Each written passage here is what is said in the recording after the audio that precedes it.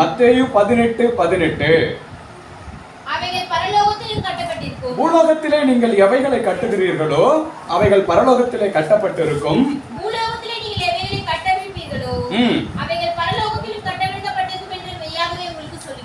ஆமென். நல்லா கவனிங்க. கடந்த வார செய்தி புரிஞ்சிருக்கும்னு நினைக்கிறேன். ஒரு சின்ன ரீகேப் கொடுத்துறேன்.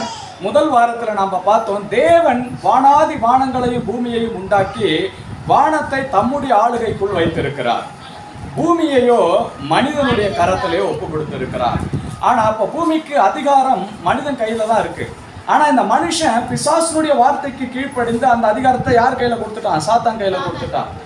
ஆகவேதான் இயேசு ஒரு மனிதனாய் பூமிக்கு இறங்கி வந்து திரும்ப சாத்தானிடமிருந்து அந்த அதிகாரத்தை பெற்று மனிதன் கையில கொடுக்கிறார். இப்போ அப்படியே எடுத்து மனுஷன் கையில கொடுக்கல. நீ என்னை விசுவாசித்து என்னை நம்பி என்னை ஏற்றுக்கொண்டாயானால் இந்த அதிகாரம் உனக்கு செயல்படும் அப்படின்னு சொல்லிட்டு மனிதருடைய கரத்திலே அந்த அதிகாரத்தை கொடுக்கிறார். இப்ப தொடர்ந்து அப்ப கடந்த வாரத்துல நம்ம தியானிச்சோம். முதலாவது நாம கட்டவும் கட்டவிழ்க்கிறதுக்கு முன்னாடி நாம செய்ய வேண்டிய சில காரியங்கள் இருக்கிறது. நான் சொல்லியிருந்தேன், நமக்கு விரோதமாய் தெரிந்தோ தெரியாமலோ சிலர் கட்டுகளை கட்டியிருப்பாங்க. அந்த கட்டுகளெல்லாம் நம்ம என்ன பண்ணோம்? கடந்த வாரத்துல அவிழ்த்தோம். நம்ம சொன்னோம் இல்லையா, பிறந்த பொழுதே அவன் வருத்தத்தின் குமாரன்னு பிள்ளைக்கு பேர் வைக்கிறான். ஆனா உடனே அவங்க தகப்ப அதை என்ன பண்றான்? மாத்திரம் இல்ல அவன் என் வலதுகரத்தின் குமாரன். உடனே அந்த கட்டை என்ன பண்றாரு? அவரு அவிழ்த்து விடுகிறார். சிம்சோன் பாருங்க, ஆண்டவரே திரும்ப ஒரு விஷயம் என்னை நினைத்தரணும் என்று சொல்லி பலத்தை பெற்றுக்கொண்டான். ஆனா தவறான ஒரு வார்த்தை சொல்லி அவனுக்கு அவனே ஒரு கட்டை போட்டுக்கிட்டான். என்னன்னு? இந்த பெலிஸ்தரோடு நானும் என் ஜீவனும் மடிந்து போகட்டும் சொன்னதால அவன் மடிந்து போனான். அப்படி துஷ்டமான வார்த்தைகளை பேசி நமக்கு நாமே கட்டுகளை போட்டுக்க கூடாது அப்படின்றத குறித்து நம்ம பார்த்தோம், ஜெபித்தோம். எத்தனை பேர் அப்படி நல்லா ஜெபம் பண்ணீங்க? கடந்த வாரம் ஜெபம் பண்ணீங்களா? அந்த கட்டுகளாம் சரி. தொடர்ந்து இப்ப இந்த கட்டுகளை நமக்கு விரோதமாய் சத்துரு கொண்டு வருகிற கட்டுகளை கட்டவிழ்த்து திரும்ப அது வராதபடிக்கு தடை பண்ண பூமியிலே நாம் எதை கட்டுகிறோமோ அது பரலோகத்துல. அநேகர் இந்த வாக்குத்தத்தத்தை சொல்லுவாங்க, இது மன்னிப்பு இல்ல சபைக்கு அடுத்த காரியங்கள் தான். சபையாய் சேர்ந்து நீங்கள் ஒரு தீர்மானத்தை எடுத்து இதை செய்யலாம் செய்யக்கூடாதுன்னு முடிவு பண்றத பரலோகம் அங்கீகரிக்கிறது, அதன்படி செய்கிறது நல்லது. ஆனாலும் நான் ஏற்கனவே சொன்னேன், ஒவ்வொரு வாக்குத்தத்தமும் பல பரிமாணங்களை உடையதாய் இருக்கிறது. பவுல் அப்போஸ்தலன் சொல்லுகிறார், போர் அடிக்கிற மாட்டினுடைய வாயை, அது ஆண்டவர் சொன்னது. அப்ப அவர் சொல்றாரு, அது மாட்டுக்காக சொல்லப்பட்டதா ஊழியக்காரர்களுக்காக சொல்லப்பட்டதா? அப்ப நேரடி அர்த்தம் என்று ஒன்று உண்டு, அதற்கு ஆவிக்குரிய பல அர்த்தங்களும் இருக்கிறது. அப்ப வாதிடுறவங்க வாதிடட்டும், ஆனால் நாம் ஆவிக்குரிய பிள்ளைகள், நாம் ஜெபித்து விடுதலை பெற்றுக்கொள்ள போகிறோம். அல்லேலூயா. அப்ப கர்த்தர் சொல்றாரு, உனக்கு கர்த்தருடைய பிள்ளையா இருக்கிற உனக்கு நான் அதிகாரம் கொடுக்கிறேன். எதற்கு? நீ எதை பூமியில தடை பண்றியோ அது பரலோகத்துல தடை பண்ணப்படும். எதை பூமியில கட்டவிழ்க்கிறாயோ அது பரலோகத்திலும். அதற்கு ஒரு நல்ல உதாரணம் ஓசியாவில இருந்து பார்த்தோம்னு நினைக்கிறேன். நம்ம 2:11 தெரியல, கடந்த வாரத்துல அந்த அப்போ இங்க ஜெபிக்கிறேன். வானம் அந்த வசனத்தை வேணா வாசிங்கம்மா. ஓசியான்னு நினைக்கிறேன், ஓசியா 2:11 நினைக்கிறேன். பாருங்க,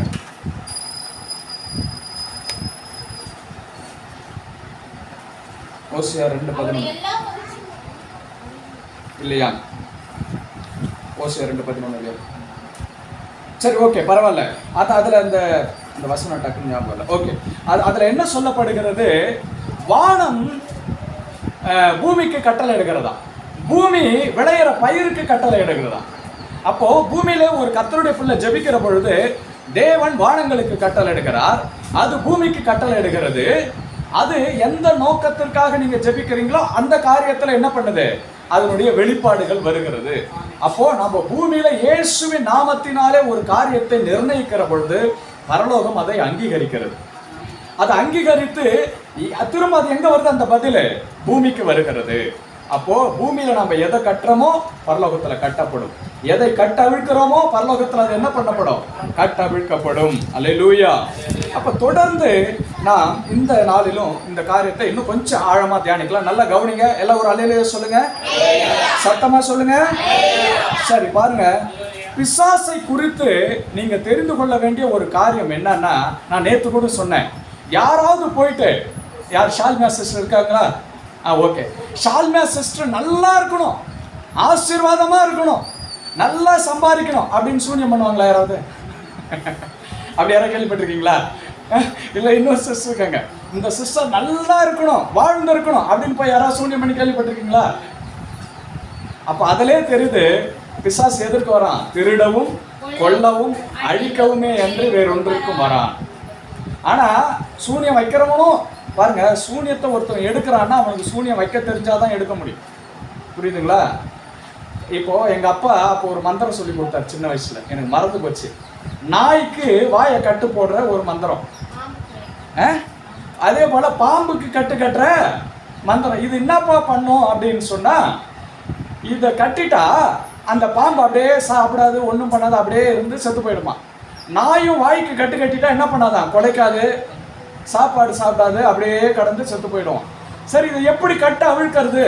அது சொல்லக்கூடாது, அது நாங்கள் தான் செய்யணும். அது ஒன்றும் இல்லை, ஏதோ சொன்னார், அது என்ன செருப்பை திருப்பி போட்டு ஏதோ பால் ஏதோ ஊற்றி அதை கொண்டு போய் நாயோட வாயை பிடிச்சி தேய்ச்சி விட்டா அந்த கட்டு என்ன பண்ணிடுமா. இதை ஏன் சொல்கிறேன்னா, இப்போ நான் அநேகர் போகிறாங்க, இவங்க செஞ்சுட்டாங்க, நாங்கள் கட்டு எடுக்கிறோன்னு. ஒரு காரியம் புரிஞ்சுங்க, நீங்கள் யாருக்கிட்ட போகிறீங்களோ அவன் சூன்யத்தை செய்கிறவனுமாவையும் என்ன பண்ணுறான்? இருக்கிறான். அப்போ தீமை செய்கிற ஒருவனிடமிருந்து நன்மை வருமா உங்க வாழ்க்கையில? நல்லா புரிஞ்சுக்கணும். அல்லேலூயா. நான் சொல்றது எத்தனை பேருக்கு புரியுது? ஐயோ யாரோ மந்திரம் பண்ணிட்டாங்க, நீங்க என்ன பண்றீங்க? காசு கொடுத்து மந்திரத்தை எடுக்க போறீங்க. ஒருத்தன் மந்திரம் எடுக்கிறான்னா மந்திரம் செய்ய தெரிஞ்சவனால தான் மந்திரத்தை என்ன பண்ண முடியும். அப்போ மந்திரம் செய்யறது நல்லதா கெட்டதா? அப்ப கெட்டதை செய்யற ஒருத்தவங்கிட்ட இருந்து எப்படி உங்களுக்கு நன்மை வரும் நம்புறீங்க? ஒரு நாளும் வராது. இது புரிஞ்சாலே உங்க பணம் எல்லாம் மிச்சமாயிடும். அப்படி யாருக்காவது மந்திரம் எடுக்கணுமா? எத்தனை பேருக்கு அப்படி இருக்கணும்? எல்லாம் பாக்குறாங்க, யார் முதல்ல கை தூக்குறா, அப்புறம் நான் பின்னாடி கை தூக்குறேன். அப்படி ஒருவேளை நீங்க நினைச்சீங்கன்னா அதுக்கு செலவு பண்ற பணத்தை கொண்டாந்து என்கிட்ட கொடுங்க. நான் ஜெபம் பண்ணி ஏசப்பா உங்களுக்கு இலவசமா என்ன பண்ணுவாரு? நான் ஜெபம் பண்ணல, நாமெல்லாம் சேர்ந்து ஜெபம் பண்ணி ஏசப்பா உங்களுக்கு இலவசமா அதை எடுத்து கொடுப்பாரு. அந்த பணத்தை நீங்களே திரும்ப எடுத்துட்டு போயிடலாம் வீட்டுக்கு. இல்லையா? எனக்கு வேண்டாம், நீங்களே வச்சுக்கோங்க. கர்த்தர் நல்லவர். அப்ப பாருங்க, மந்திரம் செய்கிறவனே மந்திரத்தை எடுக்கிறான்னா தீமை பண்ற ஒருத்தவங்களுக்கு நன்மை செய்ய முடியுமா? ஒரு நாளும் முடியாது. இதெல்லாம் கொஞ்சம் யோசிச்சாலே நம்ம தேவையில்லாம பணத்தை நம்ப மாட்டோம். நம்பிக்கையை தவறான இடத்துல நம்ம என்ன பண்ண மாட்டோம்? வைக்க மாட்டோம். அப்ப பிசாசை குறித்து வேதம் சொல்லுகிறது. யோவான் 8:44 அவன் பொய்யனும் பொய்க்கு பிதாவுமா இருக்கிறானா. பொய் எங்க இருந்து வருது? இப்ப யாராவது பொய் சொல்றாங்கன்னா அப்பப்ப என்ன பண்றாங்கன்னு அர்த்தம். அவங்க யார்கிட்ட கடன் வாங்குறாங்க? பிசாசு கிட்ட இருந்து. லைட்டா இங்க ஏசப்பாட்டையும் ஜெபிச்சுக்கிறோம், பிசாசு கிட்டையும் லைட்டா என்ன பண்றோம்? ஊறுகாய் தொட்டுக்கிற மாதிரி தொட்டுக்கிறோம். பொய் ஒரு மனிதனுடைய வாயிலிருந்து வருகிறதுனா பொய் பிசாசினுடைய களஞ்சியத்தில் இருந்து தான் எடுக்கிறான். தேவன் பொய் சொல்ல மாட்டார். அப்ப இன்னொரு ஆள் தான். யார் தான் பொய் சொல்றது? பிசாசு தான். அப்ப பொய் சொல்றவன் எங்க இருந்து கடன் வாங்குறான்? பிசாசு கிட்ட இருந்து கடன் வாங்கி பொய் சொல்லிட்டு அப்ப அவன் வந்து திரும்ப கேட்பானா மாட்டானா? சிலர் பாருங்க, ஒரு பொய்யை சொல்லிடுவாங்க, அந்த பொய்யை மறைக்க இன்னொரு பொய், அந்த பொய்யை மறைக்க, அப்புறம் அவங்கள அறியாமலே பொய் பேசுறதே வந்து அவங்களுடைய சுவாபமா மாறிடும். பிசாசு உள்ள இறங்கி தாராளமாய் கிரியை செய்வான். ஏன்? லீகல் அனுமதி கொடுத்துட்டீங்க. நீங்க சட்டப்படி அவனுக்கு என்ன பண்ணிட்டீங்க? அனுமதி கொடுக்குறீங்க. ஆப்பா நீ வாப்பா என் வாழ்க்கையில வந்து நீ கொஞ்சம் கிரியை செய்யன்னு பொய் பிசாசுக்கு கதவை என்ன பண்ணுமா? திறந்து கொடுக்கும். அப்ப எச்சரிக்கையா இருக்கணும். ரெண்டாவது யோவான் 10:10 சொல்லுகிறது, திருடன் திருடவும் கொல்லவும் அழிக்கவுமே வருகிறான். பிசாசானவன வேதம் எப்படி சொல்லுதா? திருடன். திருடன் திருடன் எப்போ வருவான்? பகல்ல வருவானா? பகல்ல வருவான். எல்லாம் தூங்கின்னு இருக்கிற நேரத்துல யாரும் பார்க்க எப்ப வேணா வரான். இப்பெல்லாம் திருடன் நான் மத்தியானத்துலயும் வரான், எப்ப வேணா வரான். ஆனாலும் யாரும் இல்லாத நேரமா பார்த்து என்ன பண்ணிடுறான்? உள்ள வந்துடுறான். அவன் திருடன், பிசாசானவன் திருடன்.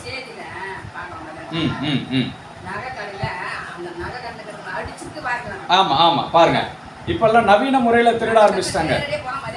ஒரு அம்மா என்ன பண்றாங்க, மிளகாத்தூரை கொண்டு போய் நகை வாங்குற மாதிரி 2 பேருக்கு ஓனர் கண்ணில் போட்டு நகையை திருடின்னு ஓடுறப்ப பிடிச்சிட்டாங்க அந்த அம்மாவை. அப்படியெல்லாம் இருக்கிறாங்க. சரி பாருங்க, அப்ப திருடன் பிசாசானவன் திருடன். உங்க வாழ்க்கையில ஒரு நன்மை குறைவுபடுகிறதா? ஒரு பிரச்சனை போராட்டம் வருதா? முதல்ல யோசிங்க, நாம எங்காவது பிசாசுக்கு இடம் கொடுத்துருக்கிறோமா? இடம் கொடுக்காம அவன் உள்ள என்ன பண்ண மாட்டான்? வரவே மாட்டான். அப்ப இடம் கொடுத்துருக்கிறோமா அதை முதல்ல கவனிச்சு உடனே என்ன பண்ணும். இடம் கொடுக்காமலும் சிலர் வருவான். எப்படின்னா நம்மளை பிடிக்காதவங்க வெறுப்புனவங்க என்ன செய்வினை மாந்திரிகங்களை செஞ்சு ஏவலாவிகளை என்ன பண்றாங்க, அனுப்புறாங்க. அப்போ நாம சும்மா இருந்தாலும் அவன் என்ன பண்ணுவான், வந்து நம்மளை தாக்க முயற்சி செய்வான். ஆனாலும் கர்த்தருடைய பிள்ளை மீது கர்த்தருடைய பாதுகாப்பு இருக்கிறது. அல்லேலூயா.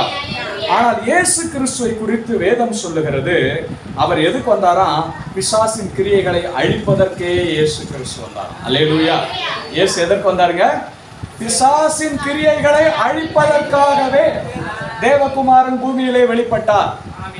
பாருங்க வித்தியாசம் பாருங்க. இவன் திருடவும் கொல்லவும் அழிக்கவும் வரான். ஆனால் இயேசு எதற்கு வந்தாராம், நான் ஜீவனை கொடுக்கவும் அந்த ஜீவன் பரிபூரணப்படவும் வந்தேன். அப்ப நம்ம வாழ்க்கையில ஜீவன் உண்டாக வேண்டும் என்றால், ஜீவன் என்று சொல்லுகிற பொழுது நன்மைகள், சுகம், ஆசீர்வாதம், விடுதலை, பண தேவைகள் சந்திக்கப்படுது, நிறைவான இது எல்லாமே எதை குறிக்குது, ஜீவனை குறிக்கிறது. அப்ப அவர் ஜீவனை கொடுக்க வந்திருக்கிறார். அந்த ஜீவன் பரிபூரணப்படும்படியாய் வந்திருக்கிறார். பாத்தீங்களா? அப்ப பிசாசுக்கும் மனிதனுக்கு இயேசு கிறிஸ்துக்கும் உள்ள வித்தியாசம். சரி, இத இயேசு கிறிஸ்துனுடைய வாழ்க்கையில அவருடைய அழைப்பை குறித்து ஏசாயா 61 அதிகாரம் 1 இயேசுவின் அழைப்பை குறித்து வேதம் சொல்லுகிறது. இதை நல்லா கவனிச்சிங்கன்னா இந்த காரியம் நான் சொல்ல புரியும். இயேசு எதற்காக அபிஷேகம் பண்ணப்பட்டு பூமியில மனுஷனாய் வந்தார் என்று வேதம் சொல்லுகிறது. பாருங்க, ஏசாயா 61:1 எடுத்து வாசிங்கம்மா. என் மேல் இருக்கிறார். பாருங்க, முதலாவது சிறுமைப்பட்டவர்களுக்கு சுவிசேஷம். அடுத்தது இருதயம் நொறுங்குண்டவர்களுக்கு காயம் கட்டுதல், சிறைப்பட்டவர்களுக்கு விடுதலை, கட்டுண்டவர்களுக்கு கட்டவிழ்த்தல்,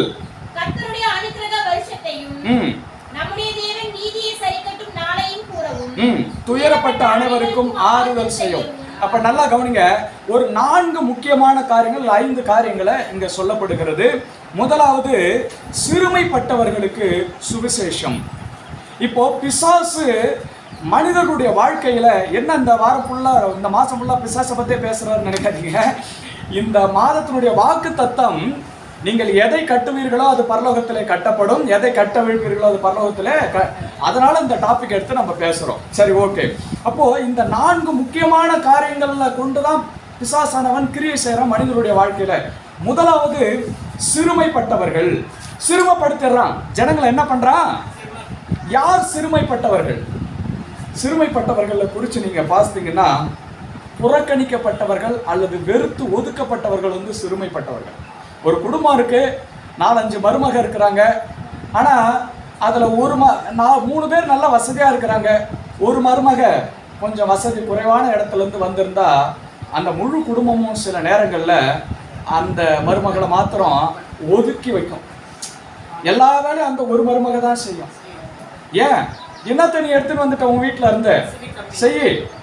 அவங்களும் என்ன பண்ணுவாங்க, ஐயோ நம்ம கஷ்டப்பட்ட குடும்பத்துல இருந்து வந்துட்டோம் அப்படின்னு சொல்லிட்டு எல்லாத்தையும் தாங்கி சகிச்சுக்கிட்டு செய்வாங்க.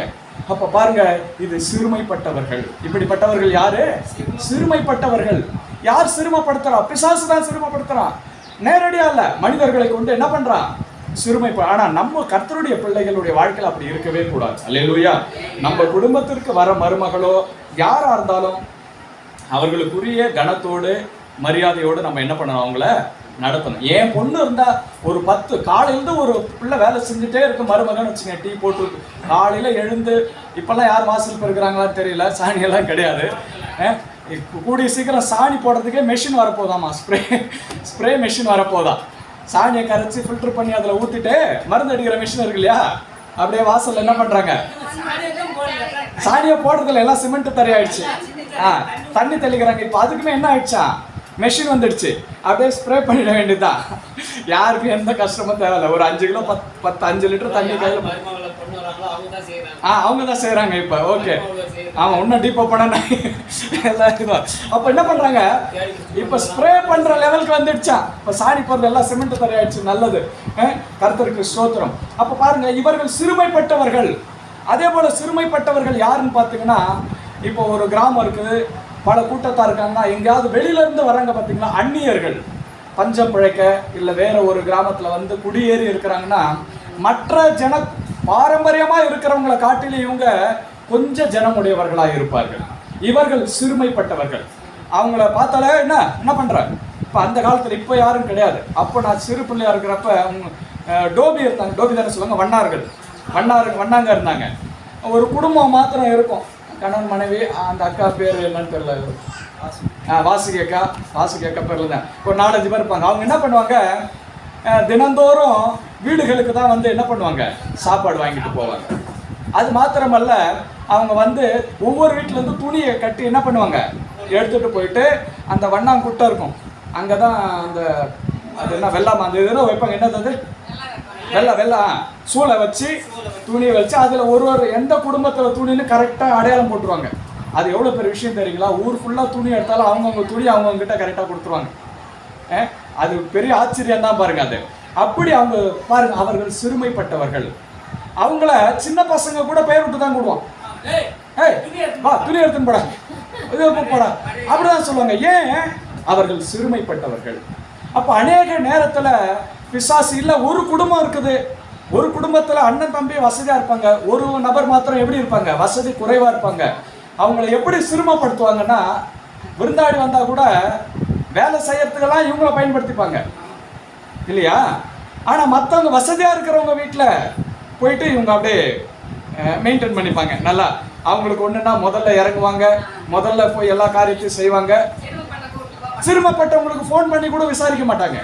அவங்களுக்கு ஃபோன் பண்ணி நல்லா இருக்கிறீங்களா, எப்படி இருக்கிறீங்க, போகிறீங்க வரீங்க, வாங்க வீட்டுக்கு வாங்க போங்க, இவங்கள ஒரு வார்த்தை கூட கேட்க மாட்டாங்க. வந்துட்டா நீ வா, வந்தா வேலை யார் செய்யணும்? நீ தான் செய்யணும், நான் செய்ய மாட்டேன். ஏன்? சிறுமைப்பட்டவன் நீ. நான் உன்னை அப்படிதான் பார்க்குறேன். இப்போ பிசாசு சிலரை சிறுமைப்படுத்தியே வைக்கிறான் பாருங்க. அவன் செய்கிற முதல் கட்டு என்னன்னா, அறிந்தோ அறியாமலோ ஜனங்களை சிறுமைப்படுத்தி வைப்பது. இப்போ இந்த சிறுமை எப்படி வருது இவனுடைய வாழ்க்கையிலன்னா, நல்லா இருந்திருப்பாங்க, ஆனால் எதையோ நன்மைகளை என்ன பண்ணிட்டு இருப்பாங்க, இழந்து போயிட்டு இருப்பாங்க. ஏதோ கால சூழ்நிலை அவர்கள் ஒடுக்கப்பட்டு ஒடுங்கி போயிட்டாங்க. உடனே அவங்கள தூக்கி எடுக்கணும்னு நினைக்காம இன்னும் சிறுமைப்படுத்தி பார்க்கறது தான் பிசாசுனுடைய மனப்பான்மை. அப்ப இப்படிப்பட்ட சிறுமையில இருக்கிறவர்களுக்கு எது தேவைன்னா, விடுதலை தாண்டி முதல்ல சுவிசேஷம் தேவை, நற்செய்தி தேவை. என்ன நற்செய்தி? கர்த்தர் உங்களோடு கூட இருக்கிறார், கர்த்தர் உங்களை வாழ வைப்பார், கர்த்தர் உங்களுக்கு விடுதலை கொடுப்பார். அப்படிப்பட்ட வார்த்தைகள் தான் அந்த சிறுமைப்பட்டவனை தூக்கி எடுக்கிற வார்த்தை. அல்லேலூயா. பாருங்க, யாக்கோபு தன்னுடைய மாமனார் தாய்மாமன் வீட்டில் 7 வருஷம் வேலை செய்கிறார். எதுக்கு வேலை செய்கிறாரு? அவருடைய 2வது பொண்ணு லேயா ராகேலை விரும்புகிறார். இந்த பொண்ணை எனக்கு கொடுங்க. அவனும் மாமனாரும் ஒத்துக்கிட்ட உடனே 7 வருஷம் முடிஞ்ச உடனே, அந்த காலத்தில் கல்யாணம் ஆன இரவு பொண்ணை காமிக்க மாட்டாங்க, யாருன்னு முகத்தை மூடி தான் வந்து அனுப்புவாங்க. மூத்த மகளை வந்து கொடுத்துட்டான். காலையில் விடிஞ்சு பார்த்தா தான் தெரியுது, ஐயோ நான் இளைய மகளுக்கு தானே வேலை செஞ்சேன், நீங்கள் ஏன் இப்படி பண்ணீங்க? இல்லை, எங்கள் ஊர் வழக்கப்படி மூத்தவள் இருக்க இளையவளை கொடுக்க மாட்டேன், அதனால் நீ இவளுக்காகவும் 7 வருஷம் வேலை செய்ய, நான் அப்போ அவளையும் கொடுக்குறேன் அப்படின்னு சொல்கிறப்ப, இவர் கல்யாணம் பண்ணிட்டாரு. என்னதான் வாழ்ந்தாலும் இவருடைய ஆசையெல்லாம் யார் மேலே இருக்கு? சின்ன பொண்ணு மேலே இருக்குது.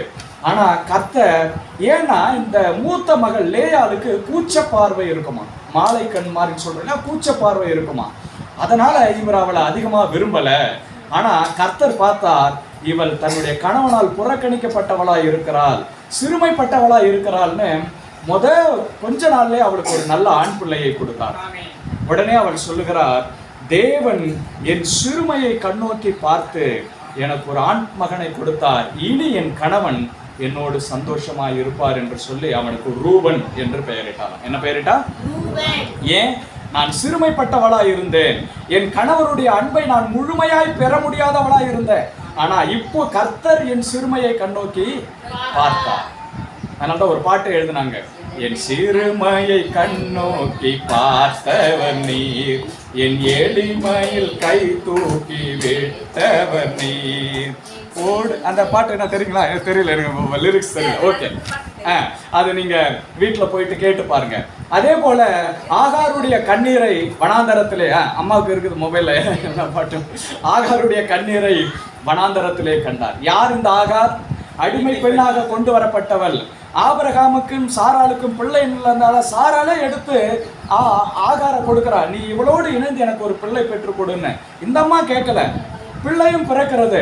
ஆனால் சாராளுக்கும் பிள்ளை பிறந்த உடனே ஆகாரை சிறுமைப்படுத்தி பார்க்கிறார். உடனே கணவனும் மனைவி ஒருமனப்பட்டு நம்ம சரி வீட்டை விட்டு அமிச்சிடலான்னு இந்த அம்மாவை என்ன பண்றாங்க, பிள்ளையும் கையுமா வீட்டை விட்டு அமிச்சிடறாங்க. வனாந்தரத்திலே அலைந்து திரிகிறாள். அவளுடைய சிறுமையை தேவன் கண்ணோக்கி பார்க்கிறார். அல்லேலூயா. வனாந்தரத்துல சாக போற பிள்ளைய பார்த்து தாங்க முடியாம இந்த அம்மா ஒரு தூரத்துல போய் முகம் குப்புற விழுந்து பாலைவனத்தை அழுகிற அந்த சத்தத்தை கேட்டு தேவன் இறங்கி வருகிறார். ஆகாரே, நீ பயப்படாதே, இதோ ஒரு நீரூற்றண்டை உன்னிடத்துல இருக்கிறது, நீ பிள்ளையை பிடித்து கொண்டு போ, இவனை நான் ஆசீர்வதித்து பெரிய ஜாதி ஆக்குவேன். அப்ப உலகத்தாரால் குடும்பத்தாரால் சிறுமைப்படுத்தி பார்க்கிறது யாருடைய சுவாபம்? பிசாசனுடைய சுவாபம். ஆனால் தேவன் வாழ வைக்கிறவராய் இருக்கிறார். அந்த சிறுமையிலிருந்து நம்மை தூக்கி எடுத்து விடுதலை கொடுக்கிறவராய் இருக்கிறார். அல்லேலூயா. இந்த சிறுமைப்பட்டவர்கள் சிந்தையிலே பிளாக் பண்ணப்பட்டவங்களா இருப்பாங்க.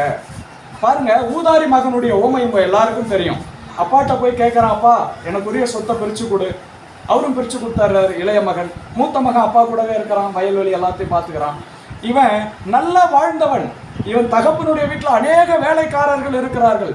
தான் சொத்தை பிரித்து கொண்டு போய் சேராத சேர்க்கை சேர்ந்து எல்லா பணத்தையும் செலவிட்டுட்டு, பரவாயில்ல, எல்லா பணத்தையும் செலவிட்டுட்டு கடைசியில் வாழ வழி இல்லாமல், சாப்பாட்டுக்கு வழி இல்லாமல், ஏதோ பஞ்சம் பழைக்க போன இடத்துல ஒரு எஜமானுடைய வீட்டில் போய் பன்றி மேய்க்கிற வேலை கிடைக்குது அவனுக்கு. அந்த பன்னிக்கு போடுற தவிட கூட ஒரு வேலை கொடுக்கறதுக்கு அவனுக்கு ஆள் இல்லை அங்கே. அப்போ அவன் சிந்தை கட்டப்பட்டிருந்து புத்தி தெளியுது. ஐயோ, என் தகப்பன் வீட்டில் இவ்வளோ பாருங்க, பிசாசு இவனை எப்படி கொண்டு போய் சிரமப்படுத்த. ஆனால் இவன் யார்? இவன் எஜமான். இவன் வீட்டில் நூற்றுக்கணக்கானோர் வேலை செய்கிறார்கள். ஆனால் இவன் சிந்தைக்குள்ள தவறான காரியங்களை புகுத்தி இவனுடைய ஆஸ்தியெல்லாம் கொண்டு போய் அழிச்சு, பிசாசு எப்பயுமே திருடவும் கொல்லவும் அழிக்கவும் தான் வரான். கொண்டு போய் அவனை சிறுமைப்படுத்தி பார்க்கிறான். ஆனால் இதே மகன் தகப்பன் வீட்டில் இருந்தால் எப்படி இருப்பான்? எஜமானனாக இருப்பான். எஜமானனாக இருந்தவனை பிசாசு அப்படியே கொண்டு போயிட்டு ஒருவேளை உணவுக்கு பிச்சை எடுக்கிற அளவுக்கு கொண்டு போய் சிறுமைப்படுத்தி பார்க்கிறான். ஆனால் கர்த்தர் கைவிடல. அவனுடைய சிந்தையை மாற்றி, நீ உன் தகப்பன் வீட்டிற்கு போ, உனக்கு சகலமும் நன்மைக்கு எதுவாய் நடக்கும். நம்முடைய தகப்பன் வீடு ஆலயம் தான். அல்லேலூயா. எந்த அளவுக்கு பிசாசு இந்த நாளில் நம்ம சிறுமப்படுத்தி வச்சிருந்தாலும் கர்த்தருடைய வார்த்தை இன்றைக்கு நமக்கு விடுதலைக்கு நேராய் வருகிறது. அல்லேலூயா. அந்த சிறுமையை நீக்கி நமக்கு கர்த்தர் விடுதலை கொடுக்கிறவராய் இருக்கிறார். அல்லேலூயா. இரண்டாவது, அதே ஏசாயா 61:1 இருதயம் நொறுங்குண்டவர்களுக்கு காயம் கட்டுதல். இந்த இருதயம் நொறுங்குண்டவர்கள் பார்த்தீங்கன்னா பொருளாதாரத்திலலாம் குறைபட்டு இருக்க மாட்டாங்க. அநேக நேரத்தில் அவங்களுக்கு தேவையான எல்லாமே இருக்கும். ஆனால் இருதயத்தில் சமாதானம் இருக்காது, நிம்மதி இருக்காது. அப்படியே ஒரு பாரம் அவங்களை அழுத்தி கொண்டே இருக்கும். நொறுக்கப்பட்டிருப்பாங்க இருதயத்தில். சிலர் நல்லா இருக்கிறாங்கன்னு தெரியும். ஆனால் நீங்கள் போய் உட்காந்து கொஞ்ச நேரம் பேசுனீங்கன்னா அவங்க அழுதுருவாங்க. ஒரு முறை நான் ஆஃபீஸில் பெங்களூரில் ஒர்க் பண்ணிருந்தப்ப எங்களுக்கு வீட்டிலே வண்டியில் பிக்கப் பண்ணிட்டு போயிடுவாங்க. எல்லா கார்பரேட் ஆஃபீஸ்லேயும் அப்படி தான். எங்கள் வண்டியில் ஒரு 6 பேர் வருவாங்க. நான் நிறையா லேடிஸ் இருந்தால் நான் என்ன பண்ணுறேன், டிரைவர் சீட்டுக்கு பக்கத்தில் போய் உட்காந்துருவேன், நமக்கு டென்ஷன் இல்லாமல். ஏன்னா எல்லாம் ஒரே மாதிரி வரமாட்டாங்க. ஒருத்தவங்க குண்டாக இருப்பாங்க, ஒருத்தவங்க ஒல்லியாக இருப்பாங்க. சில நேரத்தில் நம்ம நடுவில் மாட்டிப்போம். அப்போ ரொம்ப கஷ்டமாக இருக்கும். அப்போ அந்த மாதிரி நேரத்தில் ஒரு முறை நிறைய பேர் வரல. நானும் இன்னும் ஒரு லேடி தான், அவங்க வேறு ஒரு டிபார்ட்மெண்ட். நான் எப்பயுமே என்ன பண்ணுவேன், அந்த நாட்களில் ஏதாவது ப்ரேயர் புக்கிங் ஏதாவது இருந்தால் டைம் கிடைக்கிறப்ப அதை சரி வண்டியில் ஆஃபீஸ் போகிறதுக்கு ஒரு 1/2 மணி நேரம் ஆகும். காரில் தானே உட்காந்து போகிறேன், ஏன் சும்மா இருக்கணும்னு சொல்லிட்டு என்ன பண்ணுவேன், அதை பார்த்துட்டே இருப்பேன். இல்லை பைபிள் படிச்சுட்டு போவேன். இதை இந்த லேடி பார்த்துட்டே இருக்காங்க பொழுது. என் கூட பேசணும், எதாவது கேட்கணும்னு ரொம்ப ஆசைப்படுவாங்களாம். சரி, நான் எதாவது தப்பான நினச்சி பண்ண அவங்க அமைதியாகவே வந்தாங்கண்ணா. அன்றைக்கி வேறு யாரும் இல்லை, நானும் அவங்க 2 பேர் மாத்திரம் தான் கேபில் இருந்தோம். அப்போ நம்ம எப்பயும் போல் முன்னாடி போய் உட்காந்து, லுக்கஸ் ஏன் உட்காருங்க, இங்கே பக்கத்தில் உட்காருங்களா, சரி பின்னாடி 3 சீட்டர் தானே, சரி நான் அங்கே உட்காந்துட்டேன். எப்பயும் போல் உட்காந்தோடனே ஓகே தேங்க்யூன்னு சொல்லிட்டு சைன் பண்ணோம். நானே சைன் போட்டேன், உங்களுக்கு நாங்கள் ரொம்ப நன்றிமான்னு சொல்லிட்டு உட்காந்து எடுத்து படித்தேன். லூக்கஸ் ஒன்று கேட்டால் தப்பாக இருக்க மாட்டேன், என்ன நீங்கள் கிறிஸ்டியனா? அம்மா பேரை பார்த்தா தெரியாமல் லூக்கஸ் கிறிஸ்டியன் தாம்மா, என்ன விஷயம்? இல்லை எனக்கு கூட பைபிள்னா பிடிக்கும், ஜீசஸ்னா பிடிக்கும். இது போறாதான் நமக்கு ஆண்டவரை பற்றி சொல்கிறதுக்கு, சும்மாவே நம்ம நிறையா பேசுவோம். ஏசுவை பிடிக்கும்னு சொல்லிட்டா அதை அந்த சான்ஸை விட்டுட்டு நான் ஒரு நாள் வந்ததே கிடையாது. ஆஃபீஸில் என் கூட பேசுறதுக்கு யோசிப்பாங்க, பேசுவாங்க, கரெக்டாக பேசுவோம். ஆண்டவரை பற்றி நிறையா பேசுவேன்னு சொல்லி எல்லாரும் என்கிட்ட என்ன பண்ண மாட்டாங்க, ஆனால் தனிமையில் பேசுவாங்க. எனக்கு இந்த பிரச்சனை இருக்குது, இதுக்காக ஜெபம் பண்ணுங்க. அந்த டைம் கரெக்டாக 20 நிமிஷம் 25 நிமிஷம் சொல்ல நான் சாதாரணமாக தான் பேசிகிட்டு இருந்தேன். அவங்க கண்ணீர்லேருந்து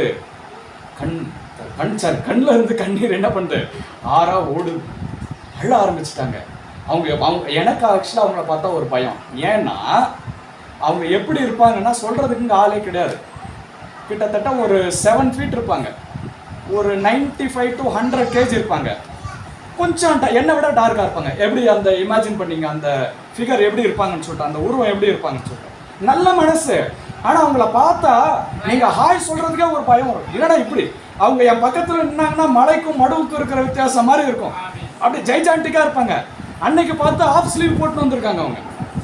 அப்போ எப்படி இருக்கு, நான் பக்கத்தில் உட்காந்து அப்படி திரும்பினாலே அப்படியே எப்படி அமைதியாகிடுவேன் நான். ஆனால் இவங்க கேட்க அழ ஆரம்பிச்சிட்டாங்க. பார்த்தா கண்ணில் இருக்கிற மையெல்லாம் கலைஞ்சி வருது. நான் யோசிக்கிறேன், நான் என்ன சொன்னேன்? ஏசு நல்லவர், நான் சர்ச்சுக்கு போவேன், நாங்கள் அப்படி ஜோமனோ ஏதோ தானே சொன்னேன். அப்போ பார்க்கறதுக்கு நான் ஏன் சொல்கிறேன்னா, இவர்கள் இருதயத்திலே நொறுங்குண்டவர்கள். அவங்களுக்கு எல்லாமும் சகலமும் இருக்கிறது. ஆனால் மனசில் என்ன இல்லை, பிசாசு குத்தி குத்தி குத்தி காயப்படுத்தி வச்சிருக்கிறான். நான் பெருசாக எதுவும் பேசல, ஏசப்பா பற்றி ஒரு சில வார்த்தைகளை சொன்னேன், அவ்வளோதான். அவங்க கண்களில் இருந்து கண்ணீர் வழிந்து கொண்டே இருக்கிறது. காரணம், இருதயம் நொறுங்குண்டவர்கள். வெளியில் பார்த்தா தெரியாது, வெளியில் பார்த்தா எல்லாம் சந்தோஷமாக சமாதானமாக இருக்கிற மாதிரி தெரியும். ஆனால் இருதயம் பிசாசு சிலர் அப்படி வச்சுருப்பான் பாருங்க. அதனால் நாம் ஐயோ அவங்களுக்கெல்லாம் என்னங்க ஒரு நாள் அப்படி நம்ம யாரையும் பார்த்து என்ன பண்ணிடக்கூடாது, தீமைக்கு எதுவாக சொல்லக்கூடாது. அவர்களுக்கு உரிய பிரச்சனை என்ன எதற்கு அவர்களுக்கு தான் தெரியும்.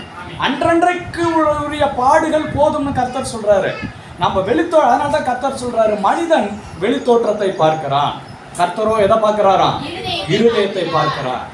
அவருக்கு தான் தெரியும் இந்த இருதயம். ஒரு அம்மா சென்னையில் நடந்தப்போ ஒரு விடுதலை கூட்டத்தில் கலந்து கொண்டிருந்தப்ப அந்த ஊழியக்காரர் ஜெபிக்கிறார். அப்போ அந்த அம்மா பார்த்தீங்கன்னா ஒரு ஃபாரினர் மாதிரி இருக்காங்க. ஆனால் தமிழ்நாடு பெண் தான், திருமணமானவங்க, பிள்ளைகள் இருக்கிறது. அவ்வளோ கலராக அந்த அந்த ஸ்கின்னோட க்ளோன்னு சொல்லுவாங்க இல்லையா, ஒரு மாதிரி க்ளோவிங்காக இருக்குது. நீங்கள் பார்த்தா ஒரு இவங்கெல்லாம் ரொம்ப பெரிய இடத்த பிள்ளைன்ற மாதிரியான ஒரு தோற்றம். ஆனால் அவங்க ஜெபிக்கிறப்ப பார்த்தீங்கன்னா இந்த அம்மாவுக்குள்ள ஒரு பிசாசினுடைய ஆவி பிடிச்சு ஆடும். எப்படி இருக்கும் அவங்களுடைய வெளி தோற்றம், எப்படி இருக்குது, பிரம்மாண்டமாக இருக்குது. பார்த்தா ஒரு கணத்திற்குரிய ஒரு பெண்மணியாக இருக்கிறாங்க. ஆனால் அந்த ஊழியக்காரர், அது ஒரு பெரிய சர்ச், ஒரு மிகப்பெரிய சர்ச். இங்கேருந்து அது வரைக்கும் இருக்கும் அந்த சர்ச், அந்த வேலி வரைக்கும் இருக்கும், பெரிய சர்ச். ஒரு 1000 பேர் இருக்கிறாங்க. இவர் ஜபிக்கிறாரு. இங்கேருந்து ஸ்டேஜ்லேருந்து ஜபிச்ச உடனே அந்த அம்மாவுக்குள்ளே இருக்கிற பிசாசு அழகழிச்சு ஆடி. அப்போ பாருங்க, வெளித்தோற்றத்தில் பார்க்குறப்ப கணம் மதிக்கத்தக்க ஒரு பெண்மணியாக இருக்கிறாங்க. ஆனால் உள்ளுக்குள்ள பிசாசின் காரியங்கள் அவர்கள் இருதயத்தை அவங்க அப்படியே அழ ஆரம்பிக்கிறாங்க. அந்த நேரத்தில் ஏன் அவங்க இருதயம் காயப்பட்டு இருக்கிறது. அப்போ அவர் ஒரு சில தீர்க்க தரிசன வார்த்தைகளை சொல்லி ஜெபித்தார், விடுதலை கொடுத்தார். அப்போ என்னன்னா, 2வது பிசாசு நம்மளை கட்டி வைக்கிற இடம் என்னன்னா, இருதயத்திலே குத்தப்பட்டவர்களாய் காயப்பட்டவர்களாய் மாற்றி வைக்கிற இடம். அப்போ இந்த கட்டையை நம்ம என்ன பண்ணணுமா, அவிழ்க்கணும். அல்லேலூயா சொல்லுங்க. 3வது வாசனம், அதை தொடர்ந்து வாசிங்க. 3வது, சிறைப்பட்டவர்களுக்கு விடுதலை. பாருங்க, இந்த இருதயம் நொறுங்குண்டவர்களே அநேக உதாரணங்கள் இருக்குது. நேரம் இல்லை, சுருக்கமான சொல்றேன். அன்னாளை பாருங்க. அன்னாளை குறிச்சு கேள்வி. அவருடைய கணவர் எல்கானா, அவருக்கு 2 மனைவி. அன்னாளுக்கு என்ன இல்லை, குழந்தை இல்லை. ஆனால் சகல வசதிகளும் இருக்கிறது, எல்லா வசதியும் இருக்கு. ஆலயத்திற்கு போறப்பெல்லாம் அன்னாளுடைய ஓரவத்தி தானே சொல்லுவாங்க, ஓரவத்தி தானே, சக்களத்தி, 2 பொண்டாட்டி. அப்போ சக்களத்தி. அவங்க என்ன பண்ணுவாங்க, இவளை காயப்படுத்தி கொண்டே இருப்பாள். உனக்கு பிள்ளை இல்லை, நீ எல்லாம் ஒரு இதுவா அப்படின்னு சொல்லிட்டு மலடிங்கிற பேரை சொல்லி காயப்படுத்தி கொண்டே இருக்கிறாள். இப்போ கணவன் வந்து சொல்கிறான், அண்ணாலே நீ ஏன் அழற, 10 பிள்ளைகளை விட நான் உனக்கு போறாதா, நான் உன்னை நேசிக்கிறேன்ல, யார் என்ன சொன்னான்னா, நீ அதை பற்றி கவலைப்படாத. எல்லாருக்கும் 1 பங்கு ஆசீர்வாதம் கொடுத்தாலும் அண்ணாளுக்கு மாத்திரம் இவர் எவ்வளோ கொடுப்பாராம், 2 பங்கு கொடுப்பாராம். நீ சந்தோஷமா இரு, நான் உன்னை நேசிக்கிறேன்ல, நீ ஏன் கவலைப்படுற. ஆனாலும் அப்போ இவளுக்கு சகல நன்மைகளும் இருக்கிறது, கணவனும் நேசிக்கிறா, வீட்டில் எல்லா வசதியும் இருக்குது. ஆனால் என்ன இல்லை, இருதயத்தில் சமாதானம் இல்லை. இருதயம் காயப்பட்டவளாய். இந்த காயப்படுத்துறது யாரு, பிசாசு. யார் மூலயமா, அந்த வீட்டிலே இருக்கிற ஒரு நபர் மூலயமா என்ன பண்றான், காயப்படுத்துறான், குத்துறான், குத்தி காட்டுறான். நீ எல்லாம் எதுக்கு இருக்கிற, நீ இருக்கிறது பெஸ்ட். இன்னும் எதையோ சொல்றாங்க, வீட்டில் சொல்றாங்களா அப்படி? அவங்க சொல்றதை பார்த்து நம்மளே எடுத்து குத்திக்கிறோம். ஆமா நான் இருக்கிறதே பெஸ்ட். ஒரு நாள் அந்த தப்பை நம்ம என்ன பண்ணக்கூடாது, செய்யக்கூடாது. மற்றவர்கள் குத்துனா பரவாயில்ல, கர்த்தர் விடுதலை. ஆனால் நமக்கு நாமளே எடுத்து குத்திக்கிட்டோம்னா நாம தான் அதை சரி பண்ணணும். அதனால மற்றவர்கள் பேசுறாங்கன்றது ஆமா நான் ஏன் இதுக்கு மேல இருக்கணும் அப்படின்னு சொல்லி தவறான முடிவுகளை சிலர் எடுப்பார்கள். பிசாசுக்கு இடம் கொடுக்க கூடாது. அப்ப இருதயம் நொறுங்குண்டவர்கள். தாவீதுனுடைய வாழ்க்கையில சொல்லல, பல உதாரணங்களை சொல்லலாம். அவர் வாழ்க்கை முழுவதும் இருதயம் நொறுங்குண்ட ஒரு வாழ்க்கை தான். சொந்த பெற்றோரால் புறக்கணிக்கப்பட்டார். எல்லாம் வீட்டில் இருக்கிறாங்க, இவர் மாத்திரம் கடைசி பையன் ஆடு மேய்க்க போறாரு. சாமுவேல் வரப்ப அவர் ஆடு மேய்ச்சிட்டு இருக்கிறார், தீர்க்கதரிசி வரப்ப. ராஜாவுக்காக இவர் போய் நின்று யுத்தத்தை செஞ்சு கோலியாத்தை ஜெயிக்கிறார். ஆனா ராஜா இவன் மேல் பொறாமை கொண்டு இவனை கொலை செய்யணும்னு ஓடிக்கொண்டே இருக்கிறான். ராஜா வேற யாரும் இல்ல, ராஜாவுடைய மகளை தான் இவர் முதல்ல கல்யாணம் பண்ணார். சொந்த மருமகளை என்ன பண்றாரு, கொலை செய்யணும்னு துரத்துறாரு. இவர் ராஜா பட்டத்துக்கு வந்தோம், சொந்த மகன் தாவீதுக்கு விரோதமா எழும்புறான். காலில் செருப்பு கூட இல்லாம ராஜா தலைமையில தன் செருப்பை எடுத்து வைத்து கொண்டு ஓடுகிறார். அப்ப பாருங்க இருதயம். ஆனா இவர் ராஜா, முழு இஸ்ரவேல் தேசத்துக்கும் ராஜா, காலிலே செருப்பு கூட இல்லாமல் ஒலிவமலையின் மேலே அழுது கொண்டே ஏறி போகிறாராம். எவ்வளவு ஒரு கொடுமை. எல்லாம் இருக்கிறது, மனைவி பிள்ளைகள் ராஜபாரம் இருக்கிறது. ஆனா சொந்த மகனால் வருகிற நெருக்கம், இருதயத்தில் ஏற்படுகிற காயங்கள். அல்லேலூயா. இன்றைக்கு பிசாசு இருதயத்தில் உண்டாகிற காயம் மாத்திரம் வெளியில இருந்து வராதுங்க. குடும்பத்துல உங்களுக்கு தெரிஞ்ச நபர்கள், நீங்க என் இருதயமே காயப்பட்டிருக்குன்னீங்கன்னா, அமெரிக்கா அதிபர் புஷ்ஷா வந்து வச்சாரு, ட்ரம்ப்பா வந்து உங்க இருதயத்தை காயப்படுத்திட்டு போயிட்டாரு. ஒன்றும் உங்க வீட்டில் இருக்கிறவங்களா இருப்பாங்க, கணவன் மனைவி பிள்ளைகள் மாமனார் மாமியார் சொந்தக்காரங்க. இதை தாண்டி இல்லை, நீங்க யார் அதிகம் நம்பி நேசிக்கிறீங்களோ அவங்களால தான் உங்க இருதயம் காயப்படும். ஏன்னா இருதயம் எங்க காயப்படும்னா, நீங்க எந்த அளவுக்கு அன்பு எதிர்பார்ப்பு சிலர் கொடுத்து அது கிடைக்கலன்னு நினைக்கிறீங்களோ அங்கதான் இருதயம் காயப்படும். நம்பிக்கை துரோகத்தால் இருதயம் காயப்படும். அப்ப தெரியாதவங்க உங்க இருதயத்தை குத்தி காயப்படுத்த முடியாது, தெரிஞ்சவங்களை கொண்டு. ஆனா இது யாருக்கு பண்றா இந்த வேலையை? பிசாசு. ஏன்னா அவர்கள் அவனுக்கு இடம் கொடுத்தபடினாலே அவன் பார்க்கறான், நீ ஒரு ஆள் தானே எனக்கு விரோதமா இருக்கிற, வா உன் இருதயத்தை நான் என்ன பண்றேன், குத்துறேன், காயப்படுத்துறேன். அப்ப ரெண்டாவது என்ன பண்றான், இருதயத்தை காயப்படுத்துகிறவனா இருக்கிறான். மூன்றாவது பாருங்க, மூன்றாவது அநேக உதாரணம் இருக்கு, நேரம் இல்லை. மூன்றாவது சிறைப்பட்டவர்கள், அது வாசிங்க. சிறைப்பட்டவர்களுக்கு விடுதலை. நான்காவது கட்டுண்டவர்களுக்கு கட்டவிழ்த்தல். சிறைப்பட்டவர்களுக்கும் கட்டுண்டவர்களுக்கும் என்ன வித்தியாசம்? சிறைப்பட்டவர்கள் ஒரு குறிப்பிட்ட சிறையில அப்படியே அடைச்சு வச்சிருவோம், கை காலெல்லாம் கட்ட மாட்டான், ஒரு ரூம்ல போட்டு அடைச்சு வச்சிருவாங்க. எவ்வளவு நாள் இருக்குங்க அந்த ரூம்ல? சிறைச்சாலையில இருக்கிறாங்க இல்லையா, அவங்க கையெல்லாம் கட்டியா வச்சிருக்காங்க. ஆனா அவங்க வாழ்நாள் முழுக்க எங்கதான் இருப்பாங்க, அந்த சிறைச்சாலைக்குள்ளதான். இது சிறைப்பட்டவர்கள். கட்டுண்டவர்கள் எப்படின்னா ஃப்ரீயா வெளியே விட்டுருவான், ஆனா கை எல்லாத்தையும் என்ன பண்ணிடுவான். இப்ப நீங்க ஏங்க இது ஃபுல்லா உங்களுக்கு அப்படின்னு சொல்லிட்டு கை காலை கட்டிட்டா என்ன பண்ணுவீங்க நீங்க? இது கட்டுண்டவர்கள். அப்ப சிலரை பிசாசு சிறையில போட்டு சாவியை என்ன பண்ணிடுறான், அவன் எடுத்துன்னு போயிடுறான். இப்ப இதை கர்த்தர் தான் விடுதலையாக்க முடியும். அல்லேலூயா. ஏன் சாவியை திறக்கணும் இல்லையா? கர்த்தருக்கு சாவி தேவையில்ல, அவர் சொன்னாலே சிறைச்சாலை கதவுகள் உடைஞ்சு விடும். அல்லேலூயா. பாருங்க, நல்ல உதாரணங்கள் இருக்கிறது. அப்போஸ்தலர் 12ஆம் அதிகாரம் 7 முதல் 11 வசனங்களை வாசிங்கம்மா. 179வது பக்கம், புதிய ஏற்பாடு. அப்போஸ்தலர் 12 7 11. பாருங்க, பேதுருவை இவர் இயேசுவை குறித்து போதிக்கிறார் என்று 12 அப்போஸ்தலர் ஒரு அப்போஸ்தலர் பேதுருவை அந்த ராஜா என்ன பண்ணிட்டான், கொண்டு போய் சிறைச்சாலையில் போட்டு கட்டிட்டான். கையிலெல்லாம் சங்கிலி, பக்கத்தில் 2 காவலாளிகள் பூட்டப்பட்டிருக்கு, வெளியிலையும் காவலாளிகள், இவர் நல்லா படுத்து தூங்கிட்டு இருக்கிறாரு. இப்போ என்ன நடக்குது? இதுதான் சூழ்நிலை. இதை பார்த்து என்ன நடக்குதுன்னு பாருங்க, அதை வாசிங்கம்மா. யார் வந்தா? கர்த்தருடைய தூதன். அறையிலே வெளிச்சம் பிரகாசித்தது. அவன் பேதுருவை விலாவிலே தட்டி சீக்கிரமாய் எழுந்திரு என்று அவனை எழுப்பினான். உடனே சங்கிலிகள் அவன் கைகளில் இருந்து விழுந்தது. தொடர்ந்து வாசிங்க. தூதன் அவனை நோக்கி, உன் அறையை கட்டி உன் பாதரட்சைகளை தொடுத்துக்கொள் என்றான்.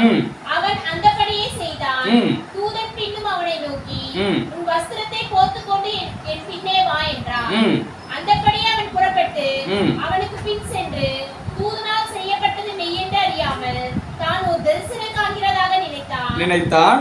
அவர்கள் முதலாம் காவலையும் இரண்டாம் காவலையும் கடந்து நகரத்திற்கு போகிற இருப்பு கதவண்டையிலே வந்தபோது அது தானாய் திறந்து. நல்லா கவனிங்க. இப்போ சிறைச்சாலையிலே பேதுரு சங்கிலிகளால் கட்டப்பட்டு காவலர்களால் காவல் காக்கப்பட்டு படுத்துட்டு இருக்கிறார். வெளியிலையும் கேட்டு அதுவும் பூட்டிருக்கு. அதை தாண்டி வெளியில போறதுல இருப்பு கேட்டு அதுவும் பூட்டப்பட்டிருக்கு. இப்போ கர்த்தருடைய தூதன் நேரடியா அந்த சிறைச்சாலைக்குள்ள வருகிறார். வெளிச்சம் பிரகாசிக்கிறது. இவர் ஆட்டோமேட்டிக்கா இவர் கையில இருக்கிற கட்டுகளால் என்ன பண்ணுது, சங்கிலிகள் அவிழ்ந்து விழுது. தட்டி எழுப்புறான். இவர் நினைக்கிறார் இவர் ஏதோ சொப்பனம் தரிசனம் காண்றதா அவர் பார்த்துருக்கிறாரு. எழுப்பி வா என் கூட நட அப்படின்னு வெளியில போறான். அந்த பெரிய இரும்பு கேட்டு தானா திறக்கு. எப்படிங்க இது நடந்தது? கர்த்தர் தம்முடைய தூதனை அனுப்பி இந்த சிறைச்சாலை கதவுகளை உடைத்து கட்டுகளை. ஆனா இதற்கு பின்னால பூமியில ஒரு ஆள் கட்ட அழுத்திட்டு இருக்கிறாங்க. யார் தெரியுங்களா? அதுக்கு முந்தின வசனத்தை வாசிங்க. 5-6 வசனங்களை வாசிங்க. அப்படியே பேதுரு சிறைச்சாலையிலே காக்கப்பட்டிருக்கையில் சபையார் அவனுக்காக தேவனை நோக்கி ஊக்கத்தோட ஜெபம் பண்ணினார்கள். என்ன பண்ணாங்களா? சபையார் பேதுருக்காக ஊக்கத்தோட சர்ச்சில் ஜெபம் பண்றாங்க. சிறைச்சாலையில இருக்கிற பேதுருக்காக கர்த்தர் தூதனை அனுப்பிட்டார். அப்ப இவங்க என்ன பண்றாங்க? கட்ட அவுக்குறாங்க. அவர் அங்க சங்கிலியில, நான் சொல்ற புரியுதா உங்களுக்கு? ஆவிக்குரிய பிரகாரமாக இவங்க யுத்தம் பண்ணாங்க. ஆண்டவரே பேதுருவை விடுதலை கொடுங்க, பாதுகாத்து கொள்ளுங்க, நீங்க தான் கூட இருக்கணும், உங்க தூதனை அனுப்புங்கன்னு ஜெபம் பண்றாங்க. இவங்க அது என்ன அர்த்தம்? பூமியில கட்டுகளை அவிழ்க்கிறான். உடனே பரலோகம் ரெஸ்பாண்ட் பண்ணுது பாருங்க. தூதனை அனுப்பி கட்ட சங்கிலிகள் எல்லாம் அவிழ்த்து பேதுருவை வெளியே கொண்டு வருங்க. அப்ப பிசாசு ஒருவேளை நம்முடைய வாழ்க்கையில சிலரை சிறைச்சாலை கதவுகளுக்குள் அடைக்கப்பட்ட ஒரு வாழ்க்கையை போல வச்சிருந்தா அவங்களால எதுவுமே செய்ய முடியாது. அப்படியே அடப்பட்டது போலே இருப்பாங்க. சுத்தி சுத்தி சுத்தி சுத்தி வருவாங்க. அவங்களால என்ன பண்ண முடியாது? ஒன்றும் பண்ண முடியாது. ஆனால் கர்த்தர் தான் அந்த கட்டுகளை அவிழ்ப்பார், உடைப்பார். ஆனா அதற்கு இன்னொரு பரம் நாம துதிக்கணும். அடுத்த இது அதுதான். அம்மா கரெக்டா, அம்மா சூப்பராயிட்டாங்க. அடுத்த பிரச்சனை பண்ணுவாங்க போல இருக்கு. கர்த்தருக்கு ஸ்தோத்திரம். அடுத்தது பவுலும் சீலாவும் சிறைச்சாலையிலே கட்டப்பட்டு இருக்கிறார்கள். இரவு வேளையில அவங்க துதிக்க சங்கிலிகள் விழுது. இவங்க கதவு மாத்திரல, எல்லா சிறைச்சாலை கதவுகளும் உடையுது. அங்கே பேதுருவுக்கு சபையார் ஊக்கமாய் ஜெபித்தார்கள்.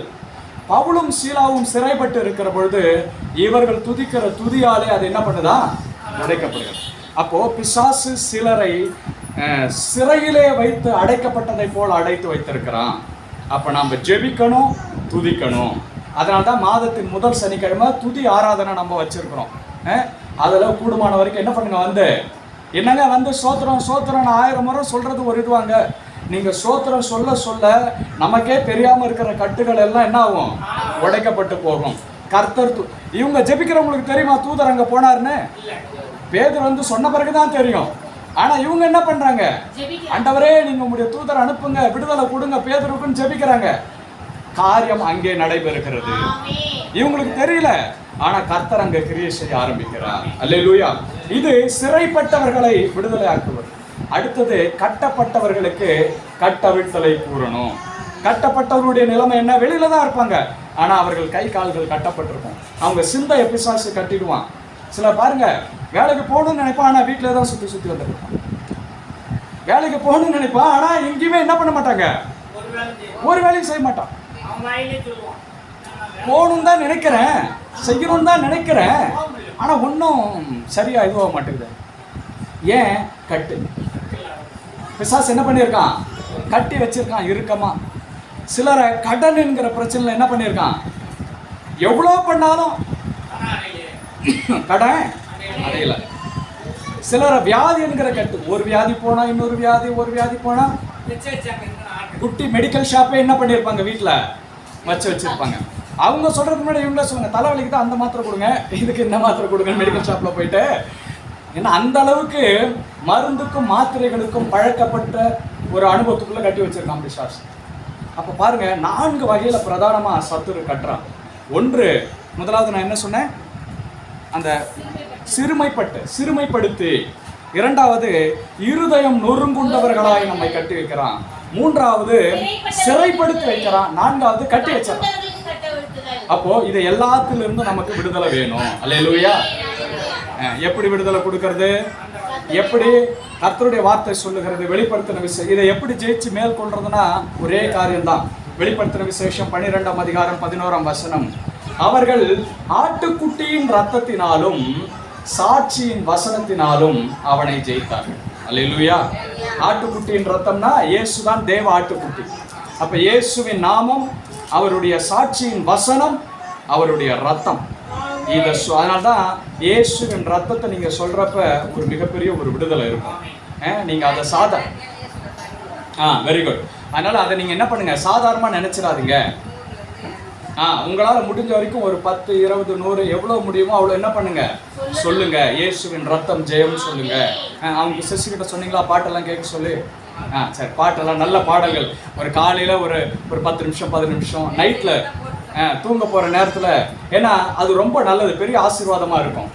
நன்மையான ஆசீர்வாதமான பாடலை கேட்குங்க. அங்க போயிட்டு என் விண்ணப்பத்தை அந்த பாட்டுல எல்லாம் கேட்கக்கூடாது. எந்த பாட்டு கேட்கிறோன்றதோ, ஏன்னா பாடல்கள் சூழ்நிலைகளிலிருந்து எழுதப்படுகிறது. இப்ப அந்த என் விண்ணப்பத்தை கேட்பவரே, என் கண்ணீரை காண்பவரேன்னா அவர் அந்த சூழ்நிலை கடந்து போறப்ப எழுதுறார். அதே சூழ்நிலையில இருக்கிறவங்க அதை கேட்கிறப்ப அது ஒரு பெரிய ஆறுதலையும் சந்தோஷம்.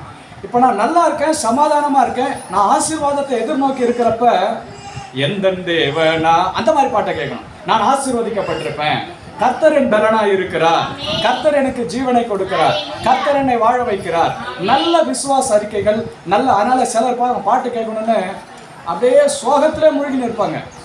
நானும் ஆரம்பத்தில் அப்படி தான் இருந்தேன். ஏன்னா அந்த ராகம் மியூசிக் பாருங்க எப்பயுமே இருதயத்தை கரெக்டாக கேப்சர் பண்ணும். அப்படிதான். ஆமா, சில பாடல் வரிகள் கூட கவனமா பாருங்க என்ன சொல்றது. நம்ம நீ என்னோடு இருந்தா ஒரு சேனைக்குள் இதெல்லாம் எப்படி இருக்க, நல்ல உற்சாகமான பாடல்கள். கர்த்தரின் பலனும் என் கீதமும் அவரே என்னுடைய மகிமையுமா இருக்கிறார். அப்படிப்பட்ட நல்ல பாடல்களை நீங்க யூடியூப்ல பிளஸ்ஸிங் வர்ஷிப் சாங்ஸ் அந்த மாதிரி போட்டா கூட என்ன பண்ணலாம், நல்ல நல்ல பாடல்கள் வரும். அதெல்லாம் டவுன்லோட் பண்ணி வச்சு கேளுங்க. நான் குறிப்பா எல்லாருமே சொல்லுவேன், நல்ல பாடல்களை கேளுங்க. அது வந்து பெரிய ஆசை. நான் ஏற்கனவே சொல்லியிருக்கேன் இல்லையா, சினிமா பாட்டு கேட்குறப்ப கூட வார்த்தைகளில் கவனமான நல்ல பாடல்கள் இருக்கு. எனக்கு தமிழ் ரொம்ப பிடிக்கும், தமிழ் இலக்கணம் கவிதைகள் ரொம்ப பிடிக்கும். தமிழ் நல்ல பாடல்கள் எவ்வளோ பாடல்கள் இருக்கிறது. அப்படிப்பட்ட பாடல்களையும் நான் நிறையா கேட்டிருக்கேன், பிடிக்கும். நிறைய பாடல்கள் உதாரணம் சொல்லலாம், பேரும் ஞாபகம் ரொம்ப நல்லாச்சு அதெல்லாம் கேட்டு. அந்த கவிதை நான் சின்ன வயசில் கவிதை எழுதுன பழக்கம் இருக்குது. இப்போ கூட சமீபத்தில் நான் சொன்னேன் இல்லையா, பெண்கள் தினம் கொண்டாடினாங்க. இவங்க குழுவில் இருக்கிறதால சரிம்மா நான் ஒரு கவிதை எழுதி கொடுக்குறேன், போய் வாசிமான்னா வாசிக்கல. ஏன்னா ரொம்ப ராவாக எழுதி வச்சுருந்தேன் நான். அது வந்து எப்படி சொல்கிறது, ப்ராக்டிக்கலாக பார்த்து அது கவிதைன்னு சொல்ல முடியாது, ஒரு கட்டுரை மாதிரி எழுதி வச்சுருந்தேன். ஆனால் வச்சுருக்கேன், அது நான் அனுப்பிச்சி விட்றேன், படித்து பாருங்கள், உங்களுக்கே காமெடியாக இருக்கும். அது எப்படின்னா ஒரு சரி இப்போ வேணாம், அது மெசேஜில் ரெக்கார்ட் வேறு பண்ணிட்டு இருக்கேன், அது வேணும். சரி, அப்போது நான் நல்ல பாடல்களை என்ன பண்ணுங்க, கேளுங்க. இப்போ இந்த கட்டுகளில் தான் எப்படி விடுதலை பெறுவது? இயேசுவின் நாமம், இயேசுவின் ரத்தம், சாட்சியின் வசனம். அல்லேலூயா. இப்போ இதை நம்ம சொல்லி ஜெபிக்க போகிறோம். ஒருவேளை இந்த ஜெப நேரத்தில் யாருக்காவது மயக்கம் தள்ளுற மாதிரினா முன்னாடி வந்துருங்க. ஓகே, ஒன்றும் இருக்காது, பயப்படாதீங்க. ஏன்னா தொடர்ந்து எல்லாம் சபைக்கு வரவங்களா இருக்கிறீங்க, கர்த்தர் ஆசீர்வதிப்பார். ஆனால் இப்போ 4 காரியங்களை நம்ம கட்டவிழ்த்து ஜெபிக்க போகிறோம். முதலாவது என்னது? சிறுமைப்பட்ட. எங்கெல்லாம் உங்களை பாருங்க, உங்களை சிறுமைப்படுத்தலனா நீங்க மற்றவங்களுக்காக ஜெபிங்க. ஒருவேளை உங்களுக்கு அப்படிப்பட்ட சூழ்நிலைலாம் என்ன பண்ணுங்க, மற்றவர்கள் நீங்க வெளியில போகலாம். ஆண்டவரே, என் குடும்பத்திலயோ எங்க சபைக்கு வர மக்கள்ல யாராவது அப்படி சிறுமைப்பட்டிருந்தா அவங்களை என்ன பண்ணுங்க, விடுதலை ஆக்குங்க. அல்லேலூயா. நம்ம எல்லாம் ஜெபிக்கலாமா? எல்லாம் எழுந்து நிற்கலாம். அல்லேலூயா. கவனத்தை சிதற விடக்கூடாது, கருத்தாய் ஜெபிக்கணும். அல்லேலூயா. கர்த்தர் நல்லவராகவே இருக்கிறார். ஆமென். Praise the Lord.